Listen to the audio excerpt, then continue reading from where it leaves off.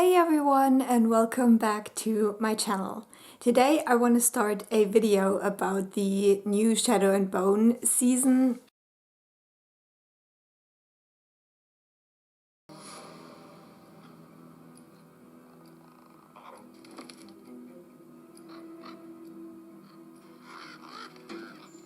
So last night I watched the 5th episode of Shadow and Bone and well, what an episode!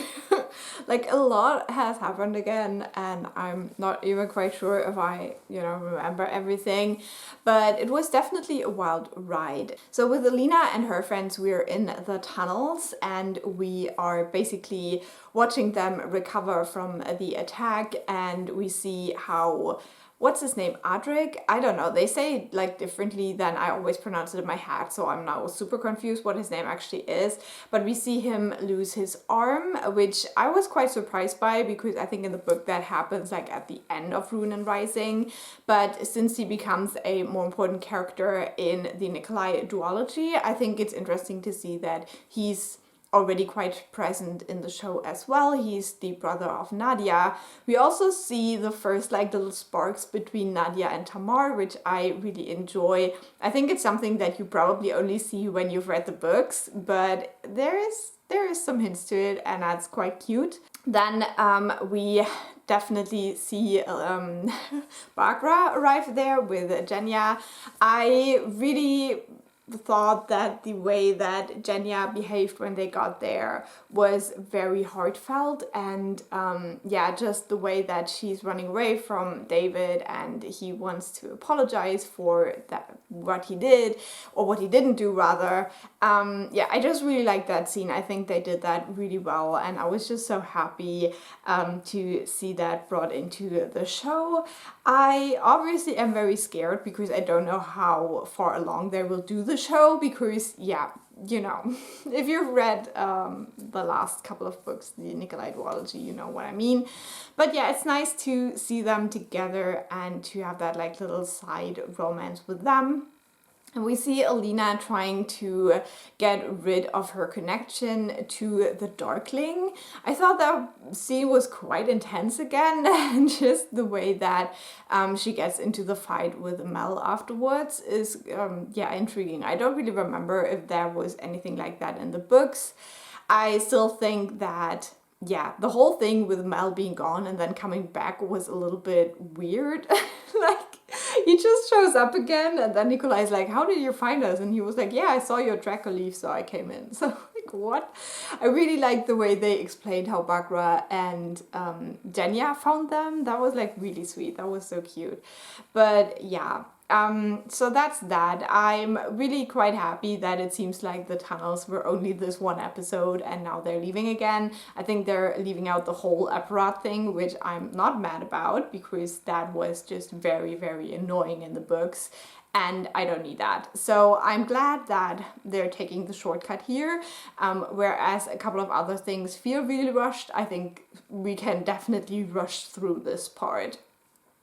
And then with the crows, we see them travel again together to find this sword. So they're going to Shuhan, which I think was very interesting because it's a part of the world we haven't really seen yet. I don't want to say anything about the representation because I don't really know a lot about Asian cultures. To me, it felt like they mixed a lot of things together, but maybe it wasn't that way and it's just how I interpreted things. So I can't really speak to that. But I did like the whole idea of them like looking for the sword now, and they're joining, and that's the best part about it, they're joining Zoya and Tolya. And if you can imagine a better combination of characters than the crows and Zoya and Tolya, please write a book about them because I want to read that. Because for me, that is like top tier. I love them so much. I love how Zoya is like really arrogant and she's like, oh, I'm not a thief, and she's always telling Tolya to like just eat his nuts and shut up and don't read the poetry and stuff. So I adore that. Zoya is my favorite character, so seeing her, she's just my queen. I love it. I'm obsessed. That was like my favorite part of the whole show. And then, yeah, they get stuck in this house. So I'm intrigued to see where that goes. I actually don't quite remember where Zoya even is in all of this. Like, I think she's outside with Nina because they were trying to shadow the like the art dealer person who has the sword. And yeah, then we also have Wylan and Jesper, and I thought it was very interesting that we have this scene where Wylan kind of has to admit that he can't read, and I'm still a bit confused because I do not remember how it was in the books. I should probably look that up. Like, there's probably somewhere a website that tells me everything about it. But yeah, I couldn't remember whether that happened in the books as well, because yeah, he is like he's keeping secret that he's the son of one of the rich people, right? And he even slipped a little bit when he was asked about why he's such a great chemist. I think it's an interesting discussion, and I'm intrigued to see where it goes because right now it's not really resolved. So I hope they bring it up again, because obviously that is something that happens to many people, that they're not able to read or not able to read that well, and it is a very highly stigmatized, I guess, lack of ability. So yeah, I thought it was very interesting to bring that in as well. So yeah, I really liked this episode. What I liked is that I definitely felt more Nikolai vibes. Like, the Nikolai in the show is finally starting to feel a little bit like the Nikolai of the books. I still think that they're missing out with not giving us his backstory. Yeah, there's just something missing there for me. But yeah, just the way he says some of the lines is like really cute. Like when Alina leaves to go hunt for the Firebird, he's like, yeah, don't try to miss me too much and stuff. So yeah, I like her more now. I'm starting to be convinced. It's alright. So yeah, that's my thoughts. I hope that wasn't too long and rambly, and I'm excited to watch the next episode tonight.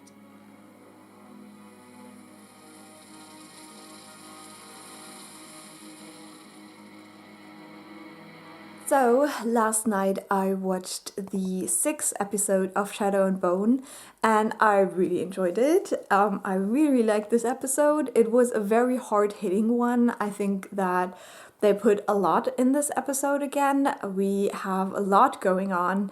First of all, we have Alina, who's still trying to get rid of her bond to the Darkling and also trying to find the Firebird. Now, I really did not remember the whole Firebird thing. Like, I remembered like some things, but I wasn't really sure how they all connected. But now I do remember it, and it makes sense. So we learn basically from Bagra and their visit to Morosova's workshop that Mel is the Firebird, and he's kind of the descendant of Bagra's sister. And so we now know that Alina has to kill him to get the power of all 3 amplifiers. And yeah, as I said, I remembered that she has to kill him, but I did not remember why. So yeah, that filled in a little bit of the gaps in my memory from the books. So yeah, definitely a hard choice. We also see that Bagra sacrifices herself to sever the bond between the Darkling and Alina, which I love Bagra. She's not a great person, but she's a great character. So yeah, that was really, really sad. And also at the end we see that the Darkling is using the bone dust that one of his Grisha produced out of the finger bone of Bagra to use her as an amplifier, and he sees her last memories, and so he also now knows that Mal is the Firebird. So that's what's going on with that. And then we have Nikolai, and I think in my last update I said that I don't like that he doesn't have a backstory, but now it's even more confusing because I think his backstory just came to life. So I think in the books he has this friend, this childhood friend, and they were in the war together, but his friend was killed, and so he started being Stormhunt. But it seems like he's alive now, in the show. Like, that's how I understood it. I'm not quite sure about the names, so I might be wrong with that one as well. But he mentioned something of being like the whipping boy of Nikolai when he was a child. So yeah, I don't know how they're gonna do that. I'm definitely not ready for what's gonna happen with Nikolai, like not at all. I'm intrigued to see how they do it because, yeah, with Jenya, I mentioned before, I think she still looks quite pretty. Like they didn't go like all the way, but yeah, we'll see. We see more of the scenes with like Jenya and David. I think it's really interesting the way that Jenya acts this, like the actress who plays Jenya, how she does it. Definitely you can see the shift, like how she's so insecure now, but also that she's still that kind-hearted person. I really enjoy that. And then we have the crows who are trying to get the Thord, and they got captured in this kind of locked room scenario with a kind of poison. And I really enjoyed this. Like, we see more of Kaz's backstory, and he has to kind of confront it. But we also see Jasper's backstory and why he doesn't want anyone to know that he's Grisha. And I really enjoyed that. It was such a sweet moment, and it was really well done. I think it really worked. And then we obviously see also more of Tolya and Zoya, which I absolutely love. Yeah, Zoya is my favorite. I know people don't understand that. Like, my partner's always like, why do you like her so much? And I'm like, I don't know, she's just great. And that's it. So after that, we have the big fight between the crows, Tolya and Zoya, and the owner of the Thord. And again, this was just so well done. Like, I really like that they bring in the whole like saints idea, and that we already see a couple of the saints or hear about them, and just the struggle of being alive for such a long time. And yeah, again, it was like so heartwarming, that scene where the saint talked about her lover. And yeah, it was really great. Now they have the sword, so we'll see where that goes. But I really enjoyed this one. I really enjoyed this one. I definitely like Nikolai a lot more now, like, definitely. So I'm happy, but I'm not ready.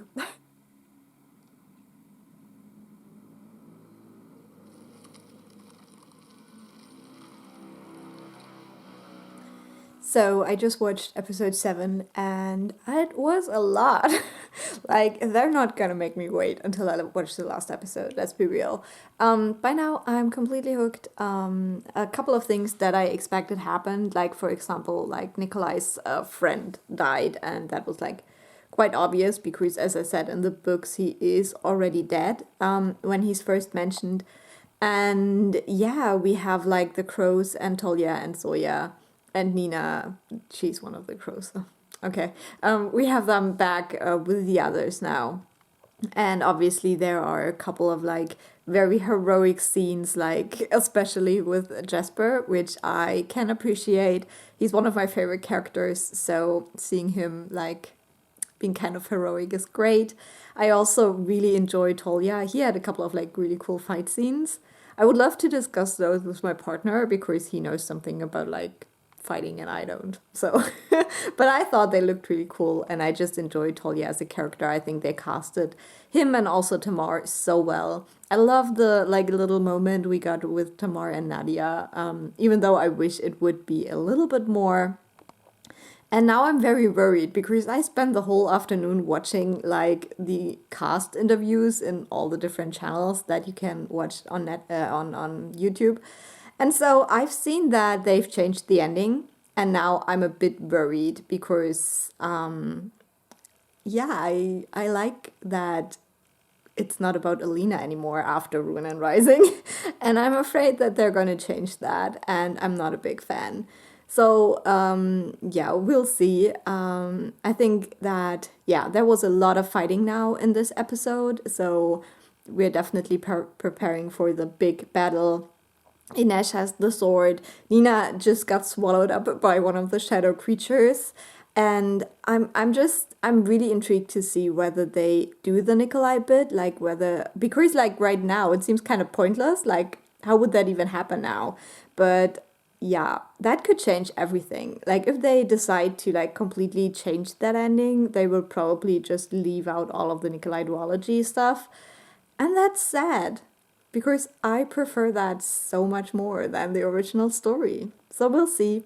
I'm gonna continue watching now because I really need to know.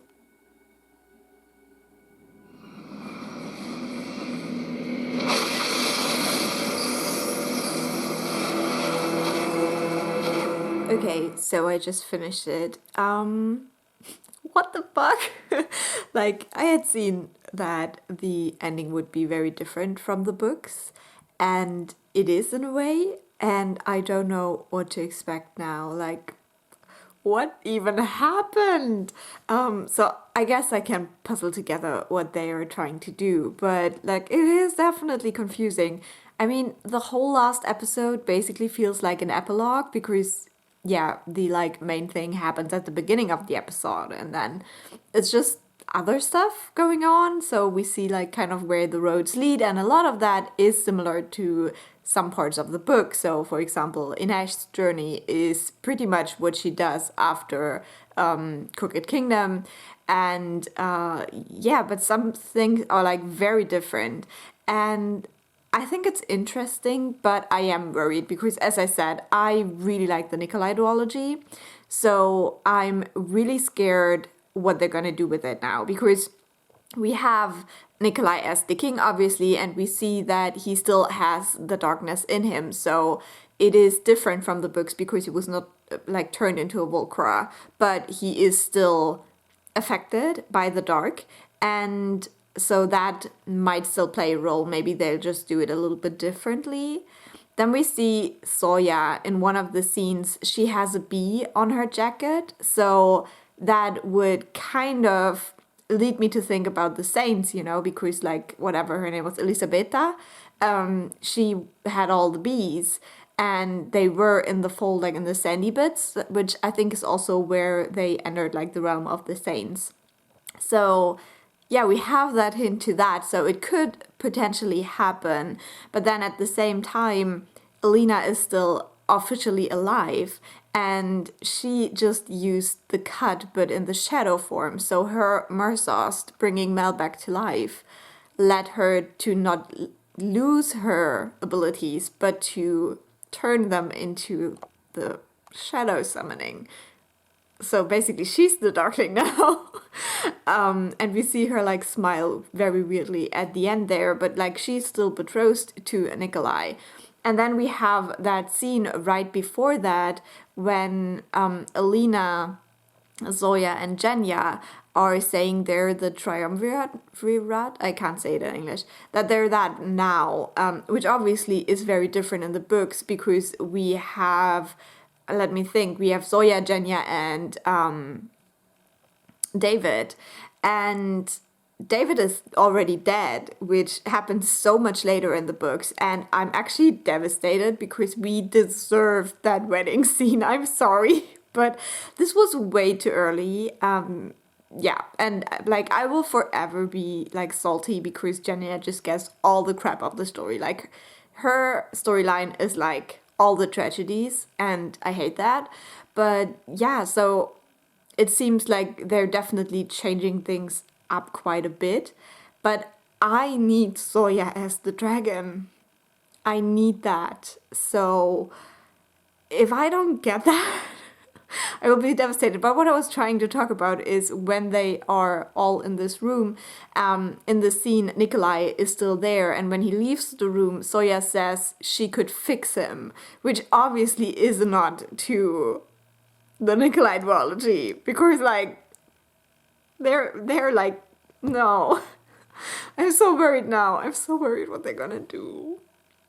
Because like I feel so frustrated that even with like all the interviews and stuff, like the actress who plays Soya is never in there. Like she's still like a minor character, it seems, for the show. And for me, in the next season, she would be one of the main characters. Like she would lead the little army. Is that what it's called? Like the second army, like all the Grisha, and she would protect Nikolai with Tamar and Talia. So yeah, I don't know. And now Tamar and Talia have already left. What are they doing? I don't know. I'm very worried. I'm definitely very worried. I still had a lot of fun with this, and now I've heard that they're actually doing a Six of Crows spin-off where they will probably get Matthias, but it's also confusing because they could like very well tell the story from here. So I don't know. I don't know where they're going with this. Like because like in the books, we only learn about Gerda Param in Six of Crows. So how does that now work if we already know about it? Like what's going on? Oh my god. So yeah. I'm confusion. I do like it. I do like that I have no idea what's going on now. But I really hope they take it to the end because I need Soya as the dragon. She's my queen. That's what I need. So yeah. So yeah. Oh my god. Okay, I'm gonna stop now. I had some wine and it's not helping. So my overall thoughts. This definitely started slow, but I feel like starting from like the third, fourth episode, it definitely started working out better. I got into groove of things. I think they did a good job with like the new characters and the casting and all of that. There are elements that are still a bit confusing to me or like that I didn't really care about. Like all the Matthias stuff, I just don't care. Like seeing Pekka Rollins in the like prison now being the new boss or whatever, like I don't care about that, let's be real. So yeah, I will definitely watch whatever happens next in that series. If it's a spin-off, if it's the third season, I have no idea, but I'm here for it. I love it. And I hope so much that we will also get more books in this world because like I can't get enough, and there has been like some talk about a third like Crows book, and I'm just ready. I'm ready for more. So yeah, let me know what you thought about the second season. I hope you were prepared for all the spoilers. If you weren't, I'm very sorry, but I told you at the beginning that I will spoil away. So yeah. Have a great day, leave a like if you liked this video, and I will talk to you very soon. Bye!